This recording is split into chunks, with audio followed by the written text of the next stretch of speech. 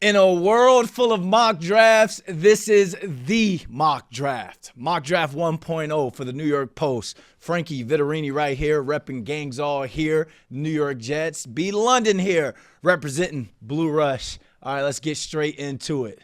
63 days until the NFL draft kicks off out in Pittsburgh. Yin's ready for a little NFL draft action. I actually got cut by the Pittsburgh Steelers, so I know the Yins. They say Yins out there. Permanente Brothers, make sure you guys go out there, hang out, have a good time. To all my Jets and Giants fans, this is Jets and Giants focus. This is all about Big Blue and Gang Green. If you're an Eagles fan, Bills fan, whatever, you can still watch us cook, but this ain't really for you. We are locked in for the Jets and Giants. But before we start, Frankie, I've got kind of an admission right here. And I know you told me not to say it in the intro, but last time this happened to me, I was a little worried. Bro, this is that part of the offseason, that little not so sweet spot between the Super Bowl and the actual draft that I absolutely hate. I can't stand a mock draft. There's millions of them out there.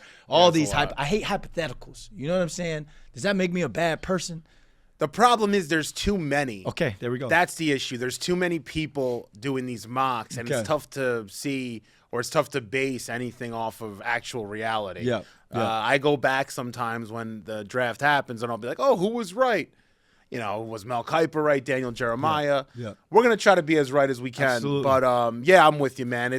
There's too much information now out there. There's too many mocks, and everyone's doing a mock, so it gets to be a little OD, But that's why the people at home are lucky that they got us. Exactly. Because we're going to bring a little flavor. We're going to bring a little action, some back and forth, some debate. Go ahead. Put the kids to sleep, ladies and gentlemen. Lock in. Let's talk some NFL draft, Jets and Giants style. So here's how we're going to. Don't worry. We're going to get sound. We're going to get all that in future episodes. Right now, you just got to bear with Frankie doing the draft noise there.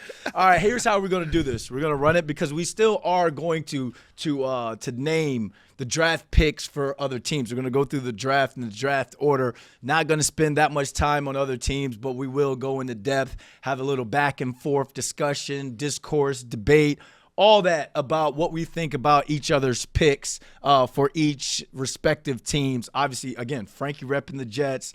I'm repping the Giants. I'll pick even. You'll pick odd because the Jets are 2-16, Giants are 5, so I'll be even. You'll be odd. You get 2 picks though, man. Yeah, well, that's how life works sometimes. All right. Maybe you trade up. Maybe we'll do a mock eventually. Maybe this mock, the Giants will trade. If they traded up last year, trade back into that first round. Why not? Let's do that next week. Let's do trades next week because I got a great hypothetical. Love it. Without further ado, I'm not Roger Goodell or anything, but how are we going to do? Because I got the first pick. How do we want to do this? Do I do it in Goodell voice, my chest out? Can you do Goodell voice? No, I don't think I can do it. I don't think he has a memorable voice. Does he have like that? I don't even know what he talks like. All right, yeah. my bad, Roger. See you soon, though, bro. We're not on first name basis like that, but it just made me feel cool. Call him Roger. All right. Now, without further ado, let's kick this thing off. The Vegas Raiders and Tom Brady and crew are on the clock with the first pick of the 2026 New York Post Mock Draft 1.0. The Las Vegas Raiders select, surprise, surprise, Fernando Mendoza, quarterback, Indiana. Listen, man, this is the short thing pick coming out of this draft. Yeah. I mean, there is a world I've heard where if the Raiders want to maybe look at another quarterback out there and make a big move, someone in the ilk of a Joe Burrow, maybe then that pick comes up for grabs. So you don't know what Vegas is going to do yet. You don't know. Who knows? Tom Brady's got relationships. You never know. Yep. But for all sakes and purposes, there's not much to get into. It's going to be Fernando Mendoza, 1-1. He does everything that you look for out of a quarterback. I will say I don't think he's a can't miss. I don't think he's Andrew Luck or Joe Burrow. Right. I think he was in a system that was pretty rigid, and he was doing things based on what the offense was kind of telling him. Right. I don't know if he's a guy that could go back there with 3 or 4 wide and just go through his reads, even despite pressure, and just dish it out. He only threw for 300 yards once last year. Remember, he's not a guy that throws for 300 in his sleep. But this is the pick. And it's the right pick, obviously, for Vegas. All right. Well, the country fell in love with him. His interviews are a little weird to me. All that happiness, like a little Tim Tebow-ish for me, off, But I think it's a good thing. It's all good. You want to be a little off. Yeah. Off is good these days. Especially as a quarterback. Unique. A lot going on. All right. He's got his hat on. He's walking off stage. Now the New York Jets are officially on the clock. You know what, Brandon and everybody out there? This is the pick the New York Jets need to make. And the pick is my man out of Texas Tech, the best pass rusher in this draft, and one of the best pass rushers in the last 3 or 4 drafts. I'm going to go that far. Ooh. I'm picking my man David Bailey out of Texas Tech. That's my guy at 2. I know Jeremiyah had him at 2. I think when all is said and done and you look at his tape and you look at what he's going to do at the Combine, remember, this guy's a freak athlete. He was on Dave Feldman's freakish athlete list coming into the year. This guy can squat 550 pounds, Brandon. He can bench 405. He was clocked at over 22 miles an hour. This dude is a freak on all levels. He's got a freakish first step. He has great hand placement when it comes to knowing what to do with the offensive tackle. He feels the offensive tackles out and knows how to leverage them against themselves to get to the quarterback. Had one of the highest pressure rates last year in football, and the year before was, I think, first on PFF last year, and the year before that was second for edge rushers in terms of pass rush grade. The Jets need somebody that is going to get to the quarterback and cause havoc. He's going to destroy offensive game plans. He's going to just, whatever the offense wants to do, he's going to throw a wrinkle in it, to say the least. That's how you change the game. There's a reason that edge is a premium position in football along with offensive tackle and quarterback. They put edge there. Why? Because of guys like this. And if the Jets want to make the smart move, you don't go with a project at edge like an Arvell Reese. You go with David Bailey, and I hope and I think when all is said and done, when they do their research, I think he's the pick at 2. With that pick, you just made Darren Muji the most hated person at One Jets Drive. Why is that? If I'm on that defense and my name is Jermaine Johnson, I'm up for a big payday. Will McDonald still could be up for a big payday. Why are you drafting my replacement? Who do you think you Shane Bowen? Former defensive coordinator for the Giants. You think you Shane Bowen? You got Brian Burns and Kayvon Thibodeau, and then you're going to draft Abdul Carter with that 3rd overall pick for you, the 2nd. You see how that worked out last year with the Giants. So you tell me what you know that's different than what Shane Bowen knew and how this is going to work out with those 3, with no Dexter Lawrence-esque like body in the middle because you traded Quinnen Williams away. How does this work out? All right, I'll say it. I'll have 2 angles here. Angle 1, I think they can all coexist. Remember, the Jets are going to start playing a lot more 3-4. Jermaine Johnson's got to end up being a 5 tech. He's not going to play that outside linebacker edge role. Put him at 5 tech. He doesn't have the bend and doesn't get outside the tackle clean enough that I like him on the outside. You have Bailey on one side as the OLB edge. You have Will McDonald on the other side. Jermaine Johnson's playing your 5 tech if that's where he's suitable. That's where it makes sense, potentially. So that's number 1. I would say they can coexist. Okay. And I also think they could coexist with flexibility if they want to get into a little 4-3 package. I was saying it to Ryan earlier. The Jets need to treat Jermaine Johnson like your boys, the Giants, treated Justin Tuck. I think we have to stop thinking of Jermaine as an edge and start thinking of him more as a bigger body DN and maybe play some 3 tech on pass rushing downs. I think that's something they should entertain a little bit. Hear me out there. I'm telling you, there's something there with him. He's not the bend guy off the edge like we thought. He's got to bulk up a little bit and start playing a little bit with the big guards and boys inside. The other avenue I'm going to take is I think one of them could be on the way out. Will McDonald's, they got to figure out if they're going to give him a 5th-year option. And with Jermaine Johnson, he is on his 5th year. He's going to need a new deal. I think they're going to ship one. There was rumors they were looking at moving Jermaine this past before the deadline. So one of them might be out of here, man. So you just bailed on Jermaine Johnson for Bailey because you've checked out on this dude because he's coming back from that Achilles injury, and we always give players, especially someone who's got a bend, break, and burst, we always kind of give them that grace period of, all right, first year back, let's see what you get back to. He had a couple games where he looked like the Jermaine Johnson of the past, but now you want to bump him in. Now, what if you're Aaron Glenn? You've been forced to call the plays on the defensive side of the ball. What's that conversation going to be like to him when you're telling him, hey, I'm bumping you to the inside now because we just drafted that rookie to take your spot? You know what, Brandon? You know it better than anyone how tough of a business and league the NFL is, right? And I think they're going to have to sit Jermaine down and say, listen, man, and the Achilles isn't his only injury. He's had injuries before that too. So injuries are a concern. 1. 2, he only had 3 sacks last year. And it's not good enough. I can't remember the last time I can recall Jermaine Johnson just beating a tackle cleanly and getting to the quarterback. The only play I could think of that was super impressive was when he chased down Josh Allen. I believe it was a big 4th down a few years ago now. But I just can't wrap my head around him as just an edge rusher anymore.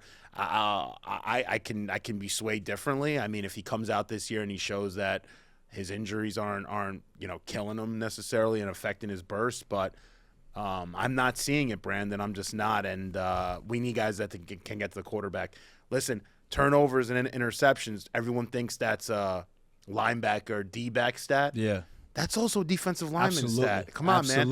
Absolutely. You get a little hit on that ball flutters up, you get a pick. Defensive linemen equate to a lot of turnovers. Absolutely. We had 4 turnovers the whole season, man. Yeah. 0 interceptions. Those edge guys got to be better, and I think David Bailey will make them better. Yeah, it's all about wrecking the decision maker. Before I move on, I just want to say, like, you're so right. 2007 rookie year with the Giants, I got a Super Bowl ring because of a pass rush. There you go. You had Amani Toomer. You had weapons on the offensive side, future Hall of Famer Eli Manning. But the defensive line were the ones who were cutting checks that year. Those were the guys, the OCs, the Justin Tucks, Michael Strahans, Fred Roberts, like all those dudes. So I'm with you. I'm a wreck the decision maker type guy. You can never have enough pass rushers. And then from the receiver standpoint, you cook somebody at the line, right? Running, you look up, ball's not coming. You're like, what just happened? Quarterback's on his butt. Yep. That pass rush got there. Yeah. Nothing more frustrating to an offense to where you can't run, especially if it's like a play where you put it in that week, you installed it. This is going to be a chunk play. We're going to max protect this, or we'll keep it in 7. We're going to block this thing up. B. London, Garrett Wilson, whomever, get down the field. Mason Taylor, get down the field. You stick them, you get there, you look back. It's demoralizing. It's demoralizing because now it's like, where's that chunk play going to come from? And so I'm with you on that one. All right, so David Bailey, welcome to Florham Park. Put on his little hat. What size he's probably like what, size 8 fitted cap? Y'all know, you got one of them big. What do they got? Thick 7 necks. and 7/8. Yeah, there we go. Big thick neck boy.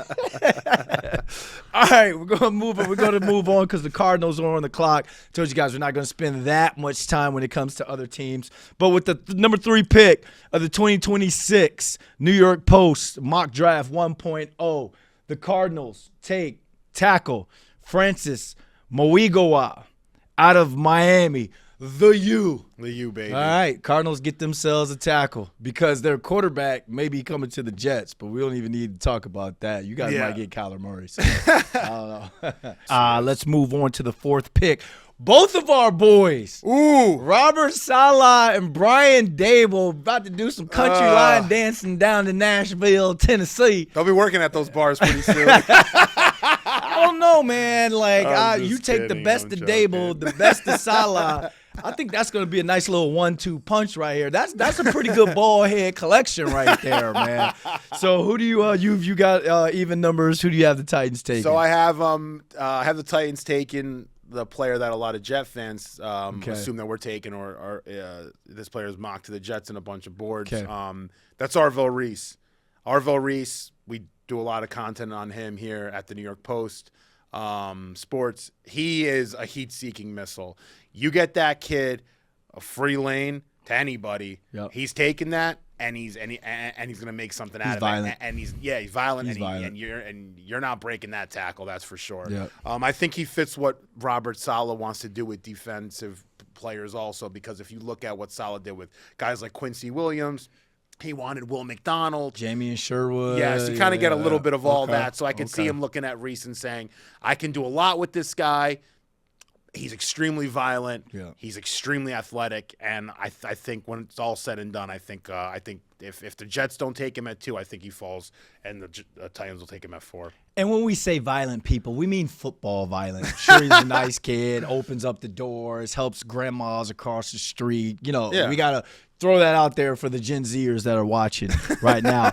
So that puts us at the 5th pick of the draft. The New York Football Giants, who... Let me go. Let me get up there. Let me get my suit ready for this pick, man. Yeah, this is the only pick. I announced picks. I know, right? You get 2. I'm gonna sit back. Announced picks. Remember, I announced the Cam Scatterboo pick, and I announced you Theo did. Johnson That's right. pick. Yep. So you're good luck. I'm good at this. Mm-hmm. I'm kind of. I'm good not. I luck. won't say 2 for 2. I'm 1.5 for 2. I'm waiting for you're 2 Theo for to 2. take that. No, you're 2 I'm for waiting 2. for Theo to take that step. I'm waiting for Theo, but Cam looks like he's going to be that guy. All right, with the 5th overall pick of the 2026 New York Post Mock Draft 1.0, the New York Football Giants, 4-time world champs. I should have wore my ring for this one. Select wide receiver Carnell Tate out of Ohio State University. To me, he's not the best overall receiver in this draft. He's the most league ready and most polished wide receiver in this draft. And if you're going to take a receiver at top 5, you got to go with the guy that you're not worrying about developing. You want your receivers coach to have the easiest job coaching this kid when he steps in to be one, or when he steps in from day one. You need to draft a guy at 5 that can step in and be the one or challenge to be the one. And this is a dude that's going to make Malik Neighbors have to rush back from his ACL injury to get back on that football field, because I feel as though when Carnell Reese steps in day 1 from rookie camp, like all these Ohio State and Bama and LSU receivers do, they step in and they get active from day 1. And sometimes USC. I'll throw USC receivers in here. Check this out, because what do the Giants need? A consistent, deep threat. And at 6'3", 6'4", he is not a blazer, but the 50-50 ball, you might as well call it 95-50. This dude is coming down with it. Got some stats for you. Deep targets this year, 2025, or last season. 9 catches on 10 targets of 20-plus air yards. That resulted in 383 yards and 5 touchdowns. Jackson Dart was slanging that thing down the football field this year, and it would be dropped again, and dropped again. As a wide receiver, do you know how frustrating it was to watch that? And especially with some of the receivers that are dropping the ball, because I got a great repertoire, great chemistry with those guys. Absolutely love them. Root for those dudes. But I've also been in a receiver room with Plaxico Burress, and he is no mercy when it comes to a drop. If it touched your foot, it's a drop. If it hits your grandma, it's a drop. So that's my mindset. And there's too many plays that should have been completed down the football field that were dropped. Go back to Carnell Tate and how explosive he is. 11 receptions of 30-plus yards over his career. Consistency always had. His yards per catch would always be over, 15, 16-plus. Finished his career at Ohio State, $118 receptions for a little over 1,800 yards and 14 touchdowns. Anywhere else, those are pedestrian-like numbers. Very Brendan London-ish at UMass, by the way. But at Ohio State, that's going to get you money. Those plays are going to get you money. Let me ask you a question. Tate, welcome to New York. Yeah, let me ask a quick question. All right. Do you think Carnell Tate is going to really open things up for Malik Neighbors in that offense? And do you think it will open it up to a point that you rather invest in another wide receiver versus an offensive lineman or even someone in the secondary? Because people are saying Caleb Downs might make more sense there. People are saying now that Francis Mauigoa is off the board, maybe Spencer Fano. Are the Giants really becoming a better football team, you think, if they take Carnell Tate or if they go with Fano or Caleb Downs there or another tackle potentially? You have your bookend left tackle who got snubbed for the Pro Bowl, Andrew Thomas, one of the best in the games. Jermaine Illuminor was serviceable on that right tackle spot. He's somebody that you should just re-sign him just to have that continuity and then go draft when it comes to interior offensive linemen or free agency, because there's some guys in the interior offensive line that John Harbaugh could target on the free agency. But we talk about this entire coaching search. What do they say? Who's going to be a guy that's going to develop Jackson Dart? Look who they brought in. Matt Nagy, former OC, former head coach. Greg Roman, former OC. Brian Callahan, former OC, former head coach. They've done everything from the coaching standpoint to help Jackson Dart and to get him to progress. Now you got to match that same energy by providing him with weapons. Too many times we're yelling at Jackson Dart, bro, get down. Bro, don't do this. Bro, don't do that. Because he felt as though he had to do it. Before we started shooting, we were talking about why I'm a little hesitant on certain quarterbacks, because Matt Leinart and Ken Dorsey, they absolutely scarred me. They were great in college because why? I'm throwing to Andre Johnson, Santana Moss, Dwayne Jarrett, Steve Smith, Kerry Colbert. I'm throwing to stars, to Pro Bowlers, to future Hall of Famers. So a 3-yard catch can turn into a 70-yard touchdown because you had weapons around him. That is what the Giants need to do for Jackson Dart. Caleb Downs would be great. I think he'd come in and reset that defense. But right now, if Carnell Tate is that, I need a sure thing, because I don't know what Malik Neighbors is going to look like at day one. Yeah. And without him, let's say he's not ready. Let's say 4 games it takes him to get back to being league. Where's your weapon? Who are you throwing it to? Yeah. Got to come in day one ready. We don't know what they're going to do with Wan'Dale Robinson right now, but just think of this young receiver core of having Malik at the Z, Wan'Dale in the slot coming off his career year, and then you got an X. Yeah, you're in trouble. And Carnell Tate. Yeah, it's not You're task. in trouble. You're right. You're right. I love the pick, man. Yeah. I love the pick. No, I hear you. I do. I think out of all the receivers in this draft, if there was a receiver that was a sure thing player that could play the Z or the Y, I think you're talking about Carnell Tate. I do like Jordyn Tyson the best. Yeah, gets That's hurt a my lot. guy. But he missed 48% of his games. So, that's crazy. And there's like rumors about whether or not he even wants his medicals checked out. So you can't really roll the dice at 5 with a guy that has those concerns. He's going to hide his medical history like I hide my dating history when I go on first dates. There you are. I don't need to hide him, bro. I stopped going on him, dude. There you go. Dude, I'm going to stop going. All right, let's keep this thing rolling, because they're already looking at me. All right. This is going to get canceled. All right. I thought this was a draft show. All right, so pick 6. Yep. The Cleveland Browns trying to reset things up a little bit. Got the 2 young guys back there trying to figure out what the hell's going on. One of my favorite tackles in this draft. They say he's a tight end in a tackle body. But he's a tight end, but he's got strength like a tackle, though, so don't get it twisted there.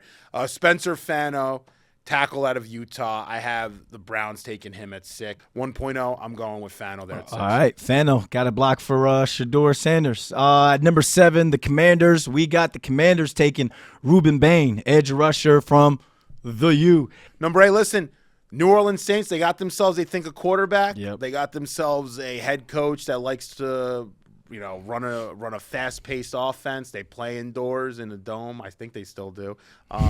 They want that thing moving. Yep. What receiver is going to keep things moving better than Makai Lemon?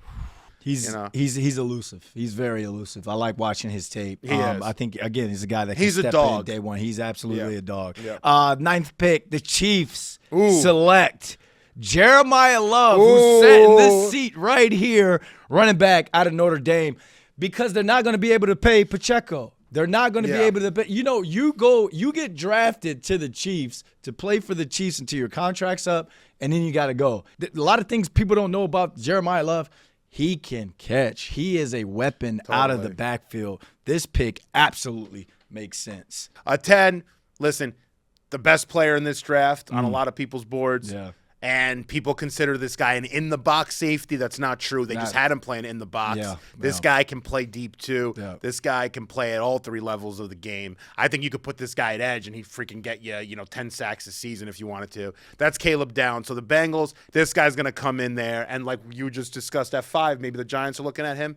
The Bengals at 10 would be more than happy. So Caleb Downs 10 in our mock. If he fell in their lap at 10, I mean, Jamar Chase, all those guys would be excited to have a first-year Pro Bowler, all-pro on their defense. The kid, you watch the kid's tape. Like, that's all we got to say. Watch the kid's tape. Yep. Number 11, we got a guy that I wanted the Giants to – I'm hoping the Giants could get. LSU cornerback Mansoor Delane, hands-on, physical, kid can run, play man-to-man. I mean, DBU. It's DBU. It's LSU. It's a for-sure thing. All right, so at 12, I got the Dallas Cowboys. Who? Them Cowboys? How about them Cowboys? How about them? Ohio State just has guys going left and right in this draft. So we got another Ohio State player there. They need someone to reset that defense a little bit. There's nobody better in this draft, I think, to hold it down in the middle of your defense than Sonny Styles. This kid's just super athletic. He actually is another player. I always use his Bruce Feldman's freak list. So Sonny Styles, I think, makes total sense for the Cowboys there at 12. Ohio State's first round is just the ultimate recruiting tool. Oh, yeah. Like, you come here, you're going first round. Yeah, it's been like that for a few years, too. At pick 13, we got the Rams taking Jermod McCoy, corner out of Tennessee. They needed it. Remember all that hype with defensive coordinator Chris Shula? Yes. He could get the Giants job, everybody. But then when we turned on the TV and we started looking at the Rams defense, they looked like Swiss cheese. And it's because the secondary was breaking down game after game, play after play. You need complimentary football on the defense. Next year, Shula gets a head job because the Rams defense would be a lot better with Jermod McCoy. All right, so moving on to 14. Listen, if this guy gets to 14, this team is extremely lucky. And I feel like this team gets a little lucky with picks sometimes, or maybe other teams just aren't as good at drafting as they are. Baltimore Ravens selecting my favorite offensive weapon in this draft. My favorite weapon, my second favorite player. And I'm going to get to who my favorite player is when the time comes. It's coming pretty soon. Jordyn Tyson, man. Arizona State, we touched on him a little bit earlier. Listen, Jordyn Tyson is, if you combine Keenan Allen and Garrett Wilson together, and you sprinkled a little bit, you Salt Bay a little bit of Jamar Chase, just a little touch of Jamar Chase. Okay, just a little bit, not too much. You're gonna get Jordyn Tyson. I'm a big Jordyn Tyson fan. I think without a doubt, if he can stay healthy now, that's the what if. And that's what I was gonna say. I love the recipe. But I go to your restaurant and I'm looking at the menu and it's not on the menu because he ain't available. Yeah, it ain't available. And it's taking you a long time to get seated. I just took the LIR all the way to Long Island to your restaurant for this steak. And the steak ain't even on the menu. I gotta wait. I gotta wait till next week or maybe the week after for this to be back on the menu. Look, love the restaurant, love the food there. Drinks at a good price too. There we go. But I came here for the steak, and you ain't got the steak today. When can I get the steak? And that's what I think of when I think of this kid. And I'm getting hungry. The best ability is availability. I mean, that's always it. So let's move on to 15 because I like this one. The Buccaneers are selecting edge from Auburn, Keldric Faulk. So great. Get your edge rusher because the defense is what set them back last year. All right, everybody. You're back on the clock. There we go. I'm back on the clock. There we go. Oh, boy. Ding, ding, ding, ding, ding, ding, ding. All right. This is the pick. If the Jets make this pick, I'm going to try to do a backflip. I will. If they're just trying to make this pick, you will see me try. I can't bend, but I will try.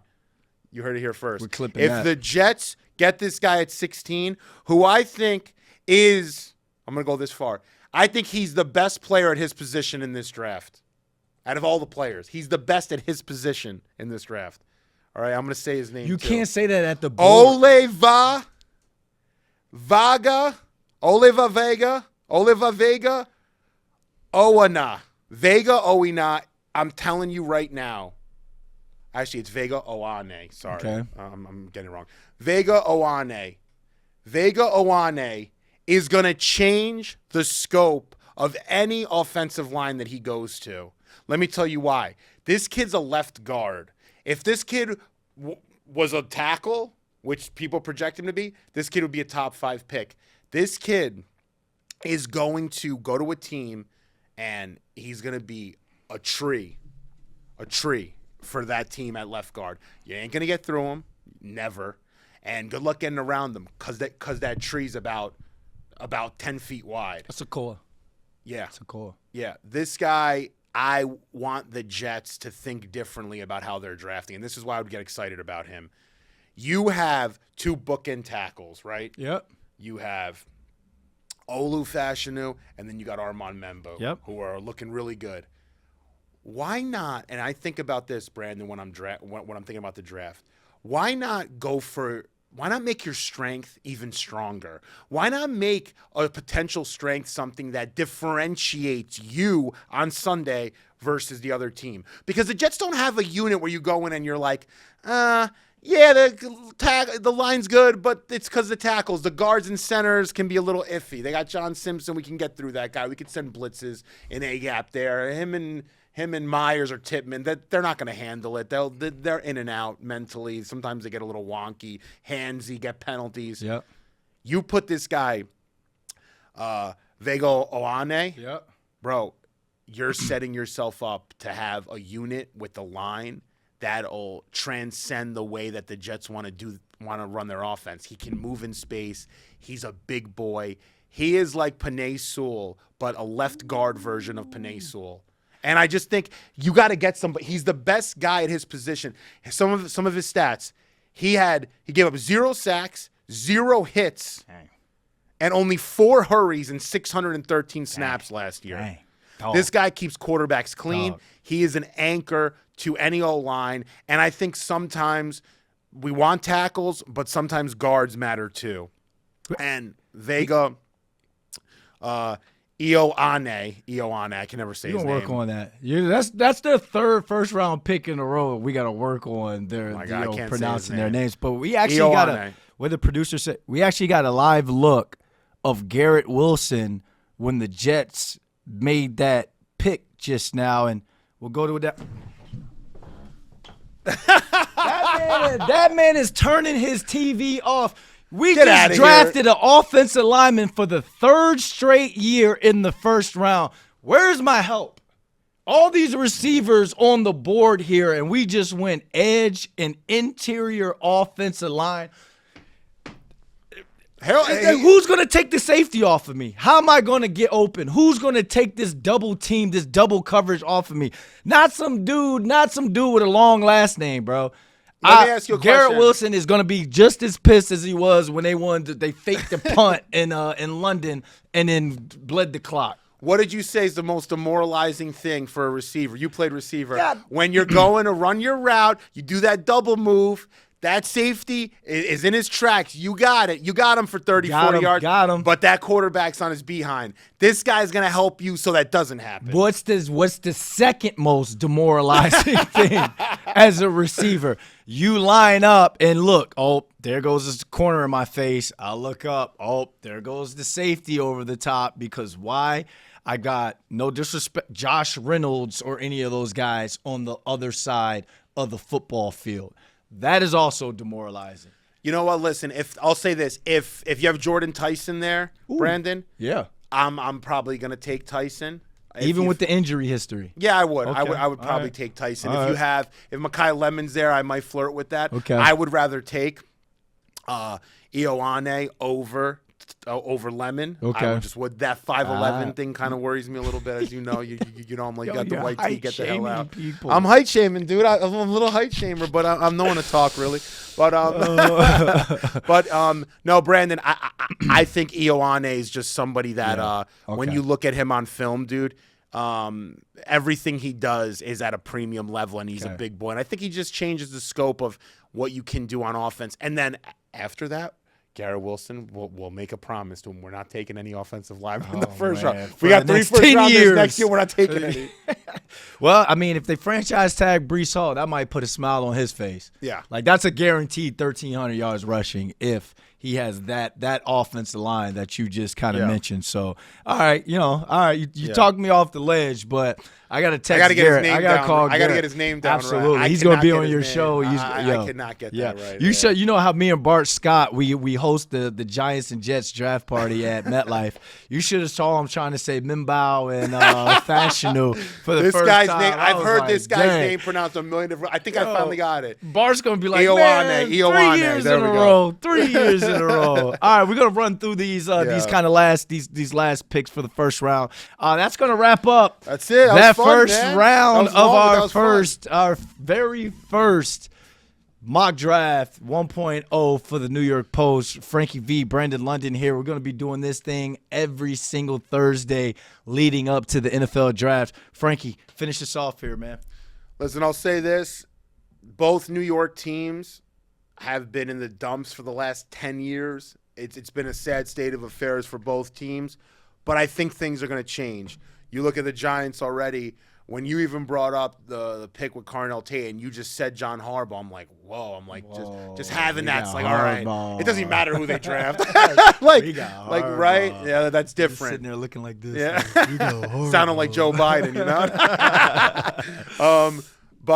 And then, with the Jets, we have the capital. We have 2-16-33. So that's a high pick, obviously. That can be considered a first runner. So I think things are going to start changing sooner rather than later. Absolutely. So have a little faith, everybody. We on the way up. Thank you guys for watching us. We will see you guys next week for the New York Post Mock Draft 2.0.